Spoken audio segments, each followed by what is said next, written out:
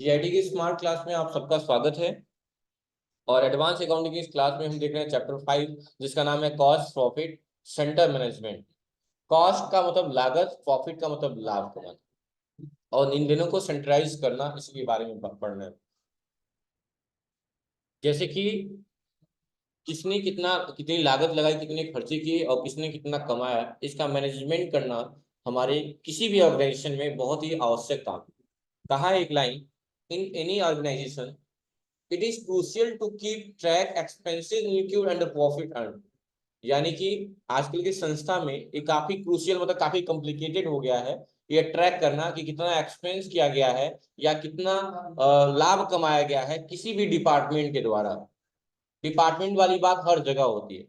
यहाँ जीआईटी में आप लोग पढ़ रहे हैं, क्या यहाँ डिपार्टमेंट वाली बात है? जैसे एग्जाम्पल समझिए कि मैं एज ए मैनेजर डील कर रहा हूँ, sir as a director deal कर रहे हैं, कोई ऑफिस असिस्टेंट के तौर पे काम कर रहा है, कोई लैब असिस्टेंट के काम कर रहा है, कोई सॉफ्टवेयर ट्रेनर का काम कर रहा है। तो ये सारे अलग अलग डिपार्टमेंट ही तो है। या आप ही का बिजनेस चल रहा है तो आपके बिजनेस में कुछ सेल्स टीम होंगे, कुछ टेक्निकल टीम होंगे, कुछ अलग टीम होंगी, कई सारी टीम होंगी कि नहीं टीम होंगी। तो यही सारी डिपार्टमेंट कहलाते हैं। क्या कहलाते हैं? डिपार्टमेंट। कहा है the tracking of expenses and income help the an organisation to find out the detail. और एक्सपेंस या इनकम को ट्रैक करना है तो ये दोनों चीज ट्रैक करने से ये चीजें कहीं ना कहीं मदद करती हैं। जैसे कि किस डिपार्टमेंट ने कितना ज्यादा प्रॉफिट अर्न किया है या किस डिपार्टमेंट के लोगों ने एक्सपेंस ज्यादा किया है।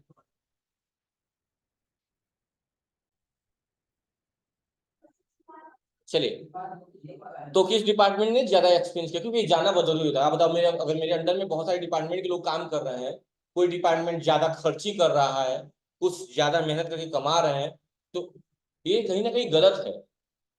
इनको मैं या तो एडवाइस दूं या इन पे एक कोई का दिमाग लगाऊं, जैसे कि हो कि इसकी रेशियो को, एक्सपेंस रेशियो को कम किया जा सके। अच्छा, कोई भी संस्था चाहती है कि ज्यादा रेवेन्यू गेन करें, लाभ कमाने के उद्देश्य से व्यापार का प्रारंभ किया गया है, आरंभ किया गया है, ठीक है, ताकि हम व्यवसाय में ज्यादा से ज्यादा लाभ कमा सकें।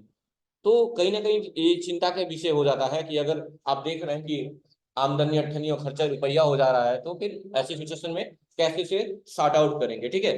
तो उसमें आप क्या करते हैं, ये ध्यान देते हैं। एग्जाम्पल तो दिया है, डिपार्टमेंट हो गए, प्रोडक्ट हो गए, कंपनी या इंडिविजुअल या व्यक्तिगत रूप से जो भी है। अच्छा, कंपनी को भी एक व्यक्ति का दर्जा दिया गया है, लेकिन कैसा व्यक्ति? कृत्रिम व्यक्ति। कैसा व्यक्ति? कृत्रिम व्यक्ति। कहा है cost centre and cost category के बारे में क्या कहा गया, सुनिएगा। A cost centre is any unit of organisation to which transaction can be allocated. यानी कॉस्ट सेंटर क्या है? एक ऐसी यूनिट होती है जो संस्था के ट्रांजेक्शन को, यानी कि कॉस्ट, कॉस्ट का मतलब लागत होता है या खर्च कहिए, इसको एलोकेट करती है। व्हेन ओनली अ कॉस्ट और एक्सपेंसेस अलोकेटेड, यानी जब सिर्फ कॉस्ट, लागत या खर्चों की बात की जाती है, ऐसी टर्म को हम कॉस्ट सेंटर बोलते हैं। और जब सिर्फ ऐसी बातें होती है जिसमें प्रॉफिट की बात होती है, तो उसे हम प्रॉफिट सेंटर मैनेजमेंट कहते हैं। क्या बोलते हैं? समझ गया ना? एक ऐसी सेंटेंस की बात की जा रही है जिसमें कॉस्ट या एक्सपेंसेस की बात की जा रही है, उसको हम क्या बोलेंगे? कॉस्ट सेंटर मैनेजमेंट बोलेंगे। एक ऐसी स्टेटमेंट है जिसमें से प्रॉफिट की बात की जा रही है, उसे हम क्या बोलेंगे? प्रॉफिट सेंटर मैनेजमेंट बोलेंगे। क्लियर है? अब कहा है Tally Prime cost centre allow dimensional analysis financial information, यानी कि वित्तीय जानकारी हमें प्रदान करता है। Tally Prime give you the cost centre breakup of each transaction as well as detail of transaction for each cost centre, and also it give information about whether the particular unit product individual undergoing loss और earning profit. यानी कि किसी particular जो जिम्मेदार है इसके लिए, कोई भी पार्टिकुलर व्यक्ति या कंपनी या इंडिविजुअल, आप खुद जो भी हैं, तो उसका पता लगाना होता है कि ज्यादा लॉस कमाया है या ज्यादा अर्न किया प्रॉफिट। रिवेन्यू का मतलब इनकम ही होता है, ठीक है, याद रखिएगा। एग्जाम्पल के लिए दिया है कि मान लीजिए आपकी कंपनी में दो डिपार्टमेंट हैं जो क्या कर रहे हैं, फील्ड को कैरी कर रहे हैं, जिसमें दो टीम रखे गए हैं। एक रखेंगे टेक्निकल टीम जो टेक्निकल सपोर्ट देंगे, और एक रखेंगे सेल्स टीम। मतलब मैंने इस रिमोट को बेचा, मैं सेल्स टीम कहला रहा हूँ, और रिमोट बिगड़ गया, इसको बनवाने के लिए मैंने किसी को भेजा, ये क्या है? टेक्निकल सपोर्ट हो गया, यानी वो टेक्निकल टीम हो गई। उसका भी तो पैसा मिलता है ना, चार्ज, ठीक है। अब उसके बाद से कहा है डिपार्टमेंट में, जैसे फाइनेंस, मार्केटिंग, मैन्युफैक्चरिंग, बहुत सारे हो गए। लोग नहीं कहते हैं किस डिपार्टमेंट में काम करते हैं। पुलिस में भी डिपार्टमेंट है, डिपार्टमेंट है कि नहीं, किस डिपार्टमेंट में आप काम कर रहे हैं, सेक्टर है। प्रोडक्ट, कंपनी की प्रोडक्ट की बात करें, जैसे LG washing machine, Samsung washing machine. अगर इंडिविजुअली बात करें तो प्रकाश सेल्समैन हो गया, शेखर टेक्निकल हो गया। समझ रहे हैं ना बात को। बस यही, जैसे कभी कभी नहीं होता है कि किसी काम के लिए आप कहीं कॉल करते हैं तो लोग कहते हैं नहीं सॉरी, इस टीम में सिर्फ यही जानकारी दी जाती है, अगर इस जानकारी के बारे में जाना है तो मैं आपके कॉल को ट्रांसफर कर दे रहा हूँ अपने सीनियर टीम में, उसमें आपको सॉल्यूशन मिल जाएगा। होता है ना कई बार कॉल को, तो यही सब डिपार्टमेंट होते हैं, अलग अलग डिपार्टमेंट होते हैं। तो सबसे पहले हमें क्या करना होगा, डिपार्टमेंट के तौर पे यहाँ पे दो बातें की गई है आपकी कंपनी में।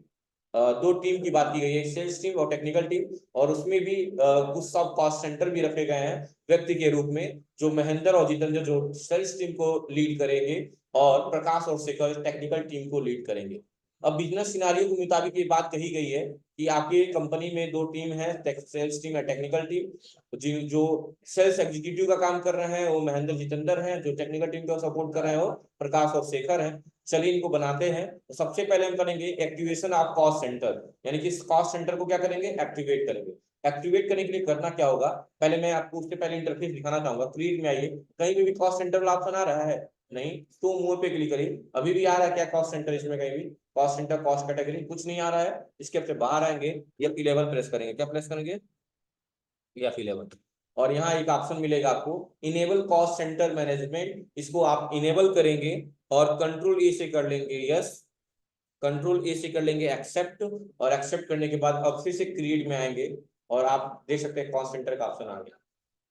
इंटर करेंगे और आपको कॉस्ट सेंटर बनाना है, किस नाम से, एक बनाना है सेल्स टीम, और एक बनाना है आपको प्राइमरी ही रहेगा, यहाँ कोई बदलाव नहीं करना है, और दूसरा हो जाएगा आपका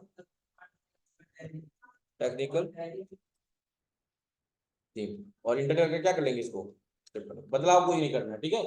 अच्छा, बोला है सब कॉस्ट सेंटर भी बनाना है, तो सब कॉस्ट सेंटर कहाँ बनेगा, एन बनेगा।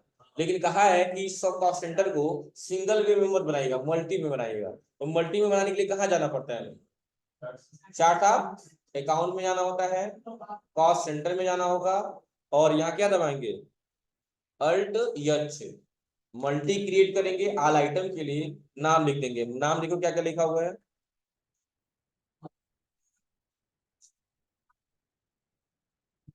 महेंद्र जितेंद्र सेल्स टीम है, प्रकाश हंसिकर टेक्निकल टीम है। महेंद्र किस टीम में है, सेल्स टीम में, उसके बाद कौन है, जितेंद्र, द्र है, द्रा नहीं है, जितेंद्रा। 2 बजे में ही लड़का बोला है, तो द्र वो ये लगता है कई बार, ऐसा नहीं कि, ठीक है हाँ। महेंद्रा जितेंद्र, तो मैं सौ कह रही है सब देखिए ये लगा हुआ है, ये लगने से नहीं होता है, वो लय है, द्र है, द्र पढ़ो। सेल्स टीम में उसके बाद कौन है, प्रकाश है। किस टीम में है, टेक्निकल टीम में। उसके बाद कौन है, शेखर, ये किस टीम में है, टेक्निकल। सही है ना। और इंटर करके क्या कर लेंगे, एक्सेप्ट करेंगे। जैसे एक्सेप्ट करेंगे, देखिए प्राइमरी कॉस्ट कैटेगरी के भीतर दो team, sales team and technical team. Sales team में जितेंद्र है, महेंद्र, टेक्निकल टीम में प्रकाश एंड शेखर। बस हो, इसके से बाहर आ जाएंगे, बाहर आ जाएंगे, सब बन गया हमारा। यही बात 2 बार लिखा हुआ है, देखिए यहाँ पे लिखा हुआ है, नीचे करेंगे तो फिर से वही लिखा हुआ है कि सेल्स टीम बनाइएगा, उसका अंडर प्राइमरी रखिएगा। तो हम तो पता ही है, सेल्स टीम का भी प्राइमरी और टेक्निकल टीम का भी प्राइमरी। उसके बाद से कहा है कि मल्टी में आके RTH दबा के महेंद्र का सेल्स टीम, जितेंद्र का सेल्स टीम, प्रकाश का टेक्निकल टीम, शेखर का टेक्निकल। कर लिए ना हम लोग। शेखर होता है कि खर होता है, के एच होगा ना, तो आप लोग सही कर लीजिएगा, शेखर नहीं होगा, शेखर होगा।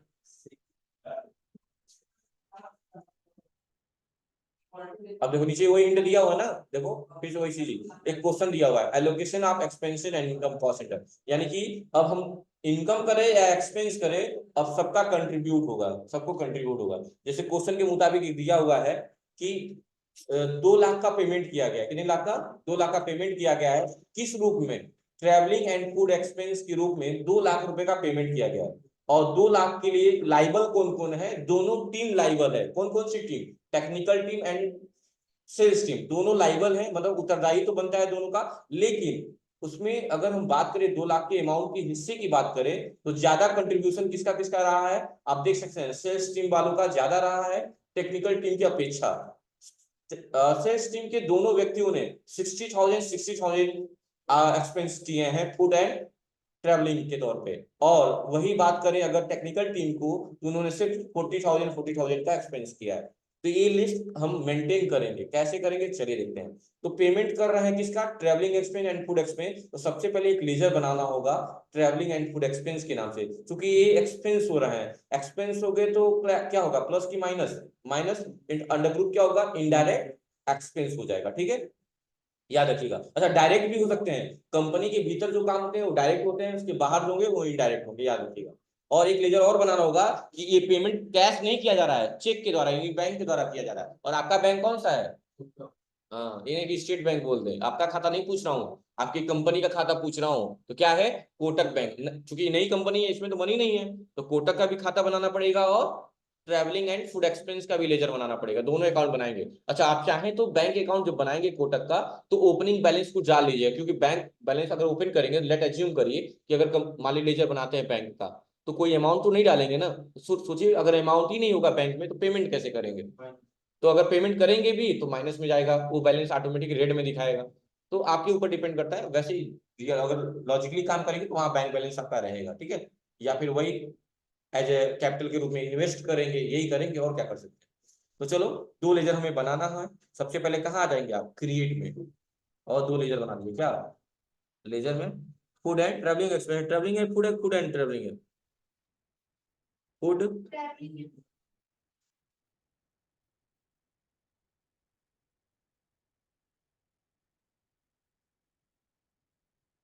क्या? अच्छा सॉरी, क्यों हो जा रहा है? एक पल्लवी जो ना करवाए।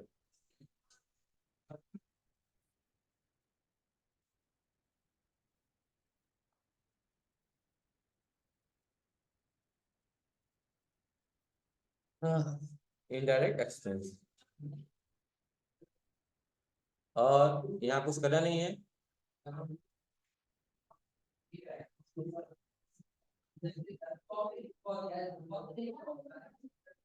हो गया। और एक बनाना क्या? कोटक बैंक। अंडर ग्रुप क्या होगा? Bank account. डिटेल मेंशन कर सकते हैं। देखिए श्रीदेवी के पास चाहे तो, जरूरी नहीं है कि हमारे बिजनेस का नाम श्रीदेवी है तो हमारा भी नाम श्रीदेवी होगा। भाई हम, हमारा नाम कुछ और ही होगा, तो अपना नाम यहाँ मेंशन कर सकते हैं अगर आप बैंक होल्डर आप हैं तो। Account number, IFC code, Swift code, bank का नाम, ब्रांच कहाँ का है, इंटर करके एक्सेप्ट कर दीजिएगा। ओपनिंग बैलेंस डाल सकते हैं ताकि बैलेंस माइनस में ना जाए। इंटर करके एक्सेप्ट, मैं कुछ ओपनिंग बैलेंस नहीं डाला हूँ। अब ट्रांजेक्शन करना है, पेमेंट करना है तो कहाँ जाएंगे? वाउचर में, ये 5 से पेमेंट। पेमेंट करना है कितने का? ट्रैवलिंग एंड फूड एक्सपेंस कितने का? 2 लाख रुपए। लेकिन ये 2 लाख रुपए किस तरह पेमेंट करना है? कॉस्ट सेंटर में पहले महेंद्र कितना? 2 लाख नहीं, 60,000। उसके बाद कौन है? जितेंद्र कितना? 60,000। उसके बाद है प्रकाश कितना? 40। उसके बाद है 1,40। ठीक है, इंटर। और क्रेडिट हो जाएगा जिस बैंक से पेमेंट कर रहे हैं। तो ऑब्वियसली 2 लाख रुपया बैंक में था नहीं, पेमेंट किया तो माइनस में चला गया। इंटर इंटर करके एक्सेप्ट कर लीजिए। चेक नंबर दिया होगा 5 × 0 कोड, यही है चेक नंबर। बस इंटर इंटर करके क्या, हाँ बैंक का नाम भी लिख सकते थे, किस बैंक का चेक है। हो गया, बस ये ट्रांजेक्शन करना। टाइम लगेगा आप लोगों को, क्योंकि अप्लीकेबल भी करना पड़ेगा आप लोगों को, ये करना है। अभी तक क्या हुआ है, हम लोग डिस्ट्रीब्यूट किए ना खुद से कि 60 तुम्हारा 40 तुम्हारा, इस तरह किए ना। लेकिन अगली क्लास में जो पढ़ेंगे वो ऑटोमेटिक अलोकेशन पढ़ेंगे। उसमें क्या होगा, ऑटोमेटिकली परसेंटेज फिक्स कर देंगे और जितना अमाउंट होगा उसका 10% उनका, 20% उनका, 30% उनका, इस तरह रहेगा। ठीक है, उसमें हम लोग को हाथ से मेंशन करने की जरूरत नहीं पड़ेगी, खुद से वो एक्सेप्ट करेगा। ठीक है, तो यही करना है आज की क्लास में। Thank you.